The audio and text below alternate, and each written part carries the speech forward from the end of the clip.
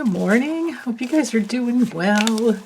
So welcome back to your daily spiritual growth tarot for your healing your soul, for all the good stuff. Daily reading. This one is for Wednesday, January 17th, and I am just using the regular Rider-Waite-Smith. And okay, so we have the Six of Pentacles straight up, Queen of Cups straight up, and the Sun straight up. Ooh, that's pretty good. I allowed for reversals, so I don't see any. Maybe the weather's getting better with the Sun, right? Ooh, it's been colder than yeah, just cold, really cold. Not gonna say what I was thinking, but actually, I was thinking colder than bejesus, whatever that means. But anyway, so with the Six of Pentacles, we're in the giving and receiving mode. Now, the spiritual law within this little card has to do with knowing that giving and receiving are all one energy current. As long as there's that reciprocity that this card speaks to, where the person is wanting to give and they're not giving to get, right? I mean, here we see these are people who are down on their luck, and this guy is trying to give a little bit to everyone. That's why he has the scales here. He's trying to make a balanced consideration to help people out who need the support. But in daily life nowadays, right, in this century, we're just connecting with people all the time, or most often when we're connecting with people, we're giving something and they're receiving something. As in, like right now, I'm speaking, okay, and you're receiving. So we have this energy current going on that is equal and full of reciprocity. Now, if I were, let's say, here's a really bad example. If I were here just to, I don't know, just put my stuff out there without caring whether or not I could connect with you guys, or whether or not, if my intention when shuffling the cards wasn't to give you what you needed for today, but it was for some other weird reason coming out of me, that some other weird attitude, then that giving and receiving current would be broken. Right? So it's always important that we have equality and reciprocity. Same thing with this guy. If he's looking down on these people who are downtrodden, like let's say he was born into a wealthy family, which, you know, the robe does speak to. And back in those days, you know, 13th, 14th century, 15th, it's been that way, right? The class, the status system, all of that, or class system. And it's not equal. It wasn't set up equally for this guy, and he knows it, which is why he's giving. But if he was coming from a attitude within that says, you know, I'm doing it so I look better, you know, like politicians that do things just for the photo op. I remember Mike Pence doing that. He got caught saying it, you know, saying the quiet part out loud. Then it breaks the real true meaning of this card.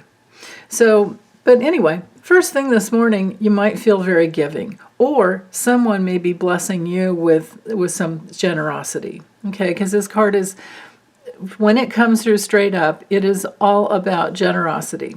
Generosity of the heart, generosity of the physical, you know, things that we have. It's all about sharing whatever we have on any level. It's, you know, traditionally about a wealthy person sharing their wealth. But, you know, we all have a wealth of all kinds of things inside of us that we can give. And it doesn't need to be measured in terms of money. Although, you know, we do need money to live. But further on, with the Queen of Cups, this is nurturing. She's our primo queen when it comes to nurturing and growth and psychic abilities, and she rules all the water signs. my meditation with this card brought through that she honors all that is sacred. That's why we have the little child here. She's all about honoring the family. She's the only queen, or well, actually it's the only card in the deck that has this huge vase. It's more than just a chalice or a cup. It's a chalice, vase, urn. I don't know what you would call it. It's a big vessel, but it's the only one with a lid.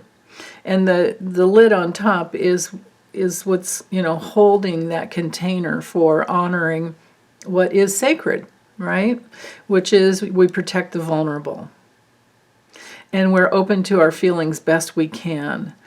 We can't force ourselves to feel, but it's through working through our old emotional reactions and our feelings. But she's straight up, so I'm not thinking there's any emotional reactions. What we're dealing with here today is just, I think, taking good care in any, physical and emotional way that we can for ourselves. This could be healings, doing some healing work on our inner child, especially where someone was in your life, someone maybe was doling out funds, and then maybe you weren't the one that got the funds, right, in your family, because goodness knows it's not always fair. Parents do have their favorites, or have had their favorites, and sometimes the squeakier wheels get greased, right?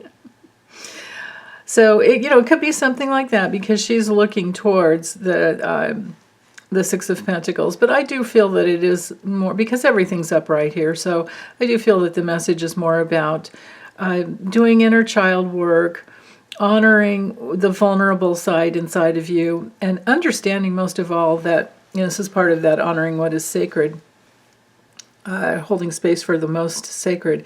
That is to know that it's your feelings, it's your attitudes that help you to find your psychic abilities, right? You don't get them from just your head. Now, when you're totally open, you can get hits that just go with your head, but it takes a lot to get to this place where you're open with your body as well, as she is. So I think that the message here is that intuitive gifts will come through that will help help reveal something in your life that you need to know today. This is a great day for sitting down and meditating. This is a great day for cooking. This is a great day for sharing. Every day is, right? I can't say that today, Wednesday the 17th, is the day, but it could be for a lot of you.